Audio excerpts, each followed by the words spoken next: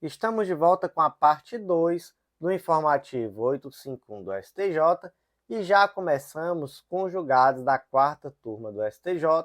E o primeiro foi polêmico durante essa semana que eu estou gravando, foi inserido no Código de Defesa do Consumidor e o destaque ficou da seguinte forma: as companhias aéreas não são obrigadas a aceitar o embarque nas cabines das aeronaves de animais que não sejam cães-guias e que não atendam aos limites de peso e altura e à necessidade de estarem acondicionados em maletas próprias.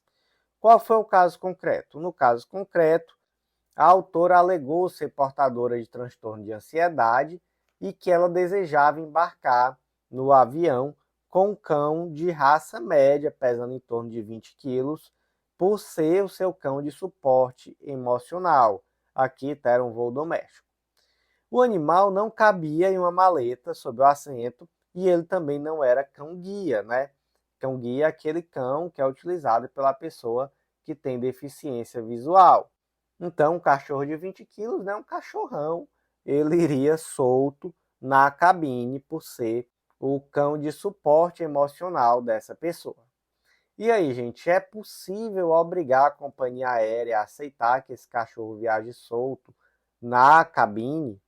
Não, não é possível, tá? Por quê? Porque não há nenhuma resolução da ANAC acerca do tema permitindo esse tipo de situação e também não há no contrato de prestação de serviço nenhuma cláusula que permita isso. Pelo contrário, o contrato de transporte ele diz que tipo de animal pode viajar na cabine, qual é o tipo de caixa de transporte que esse animal terá que ser levado, né? Ele não pode viajar solto, etc.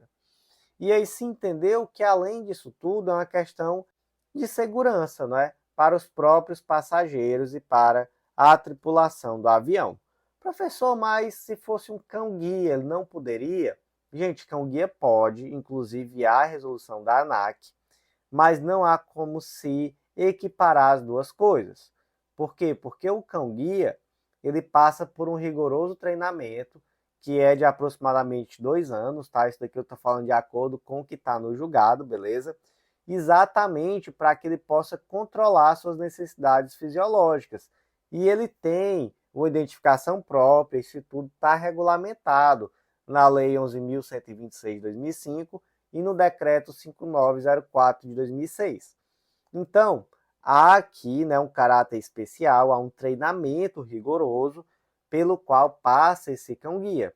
Já o animal de suporte emocional, não existe nenhum tipo de regulamento, né? Realmente se entendeu que isso poderia, inclusive, levar a um risco aos passageiros, já que não se saberia como é que esse animal iria se portar dentro do avião. Ele poderia ficar estressado, é um animal de médio porte, né? 20 quilos, já é um cachorro bem grande, né? Para falar a verdade, mas era considerado aqui de médio porte. Então, realmente, se entendeu que não seria possível, por falta de regulamentação permitindo e também porque, na falta de regulamentação, vai prevalecer aquilo que está no contrato, e o contrato traz de forma expressa quais animais podem viajar na cabine. Então, como é que ficou o destaque? As companhias aéreas não são obrigadas a aceitar o embarque nas cabines das aeronaves de animais que não sejam cães-guias e que não atendam aos limites de peso e altura e à necessidade de estarem acondicionados em maletas próprias. Próximo julgado, da quinta turma da STJ, foi inserido na Lei 7716 de 89, Lei dos Crimes de Preconceito, destaque da seguinte forma: a embriaguez voluntária e o ânimo exaltado do réu são insuficientes para afastar o dolo específico necessário para a configuração do crime de injúria racial. Então, vamos lá, né? Temos o crime aqui de injuriar alguém, ofendendo-lhe a dignidade ou decoro, em razão da raça, cor, etnia ou procedência nacional. Desde o ano de 2023, esse crime está na Lei 7716, que trata dos crimes de preconceito. Antes, era um crime que estava previsto no Código Penal. Caso concreto, imagina que o Marcelo ele estava ali tomando embriagado, embriaguez totalmente voluntária, e aí, em um momento de estresse, de ânimo exaltado, ele proferiu palavras pejorativas contra a cor da pele do Jonas. E aí, foi denunciado pelo crime de injúria racial, mas ele alega que ele não falou isso por mal, ele falou isso porque estava embriagado, exaltado, e aí ele não teria um dolo específico de ofender a dignidade ou o decoro do Jonas em razão da sua cor. Ele disse, não é, eu falei isso porque estava bêbado, exaltado, então eu não tinha dolo. Gente, é possível afastar a condenação em virtude disso? Não, não é possível. Sabe por quê? Porque o artigo 28, inciso 2 do Código Penal é expresso ao dizer que não exclui a imputabilidade penal. 1. A emoção ou a paixão. 2. A embriaguez voluntária ou culposa pelo álcool ou substância de efeitos análogos. Quem que é isento de pena, gente? Está lá no parágrafo 1º. É aquele agente que, por embriaguez completa, proveniente de caso fortuito ou coisa maior, era ao tempo da ação ou omissão totalmente incapaz de entender o caráter ilícito do fato ou de determinar-se de acordo com esse entendimento. O que isso significa? Que a embriaguez voluntária, ela não exclui a imputabilidade penal.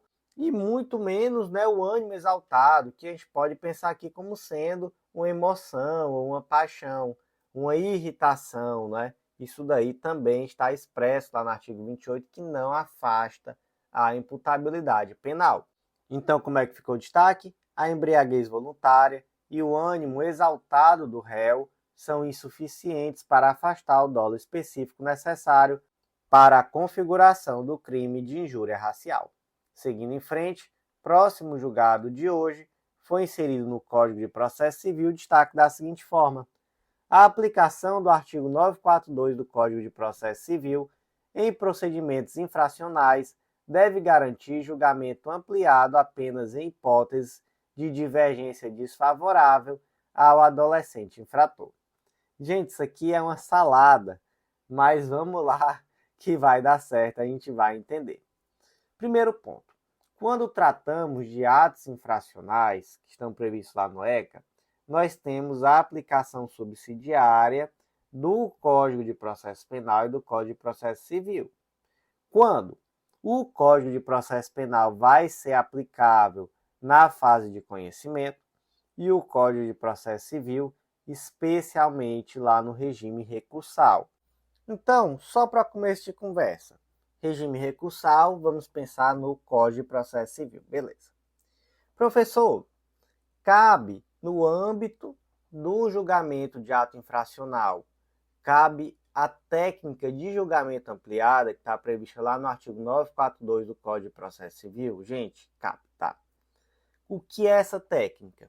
Antigamente, no CPC, lá no CPC de 73, existia um recurso chamado embargos infringentes.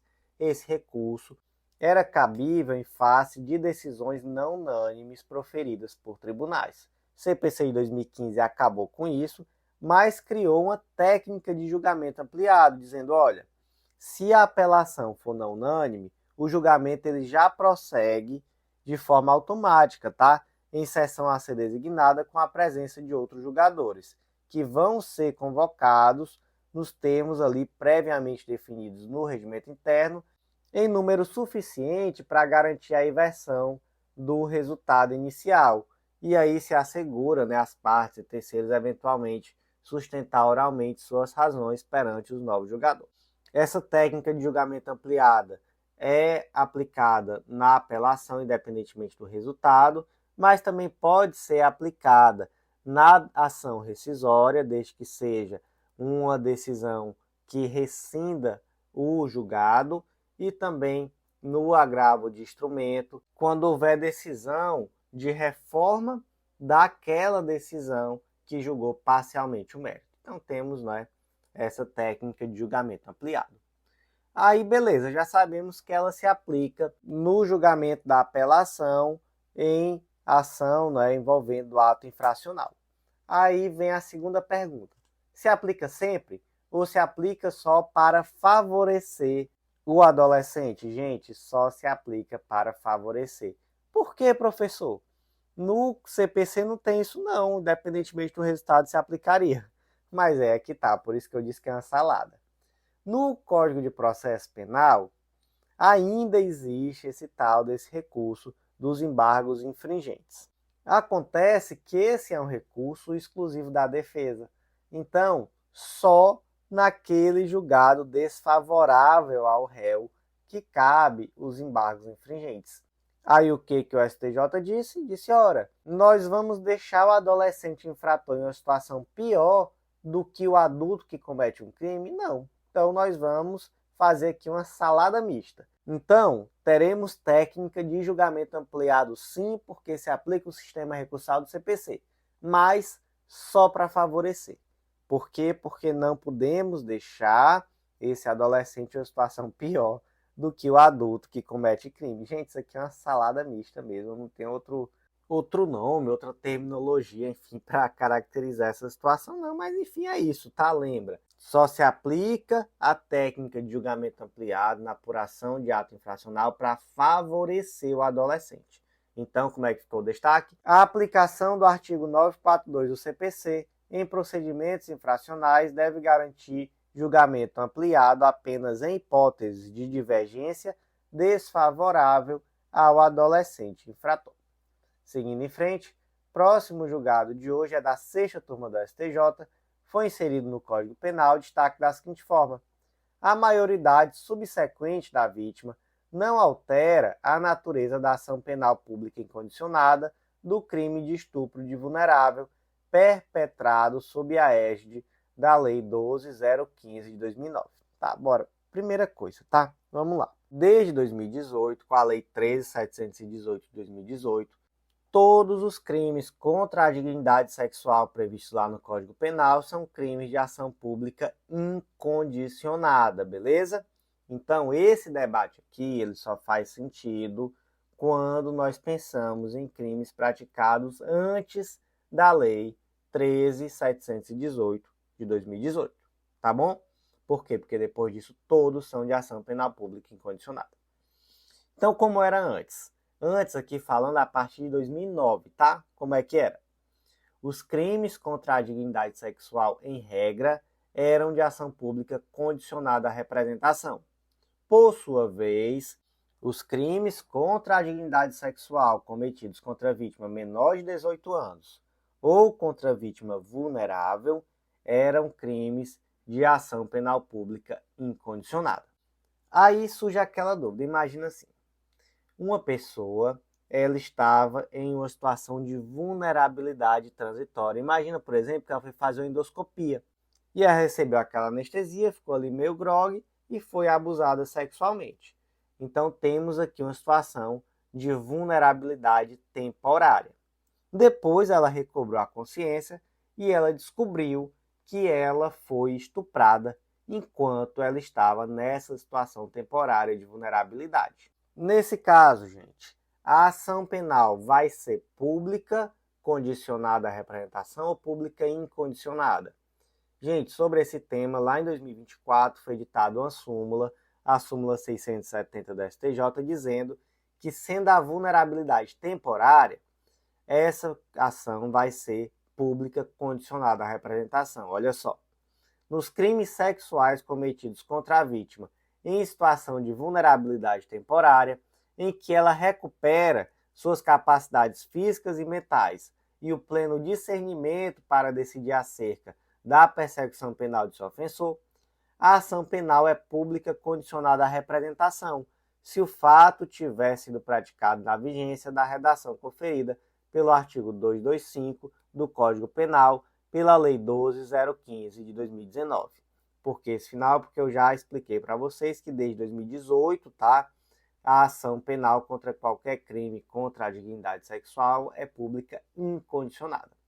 Então, gente, entendido isso aqui? Se a vulnerabilidade for temporária e a pessoa recupera suas capacidades físicas e mentais e o pleno discernimento, então a ação vai ser condicionada à representação. Lembrando que aqui está, mais uma vez, trata-se da lei antiga, que só foi vigente até o ano de 2018. Vamos agora fazer um distinguish.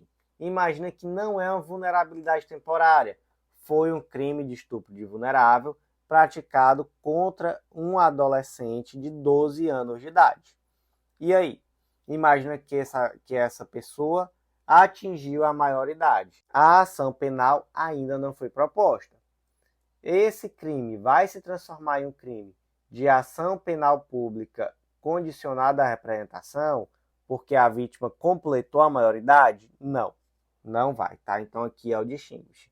Quando se trata de uma vulnerabilidade em virtude da idade, o simples fato da vítima ter posteriormente completado a maioridade não vai mudar a natureza da representação necessária. Beleza, gente? Então, muito cuidado. Então, eu esqueci de avisar, mas esse foi o último julgado de hoje, tá? Como é que ficou o destaque? A maioridade subsequente da vítima não altera a natureza da ação penal pública incondicionada do crime de estupro de vulnerável perpetrado sob a égide da Lei 12.015 de 2009. Então, por hoje foi isso. Eu agradeço muito a você que veio até o final. Digita a palavra da sorte. Eu vou até dizer de novo para ver se você está atento agora.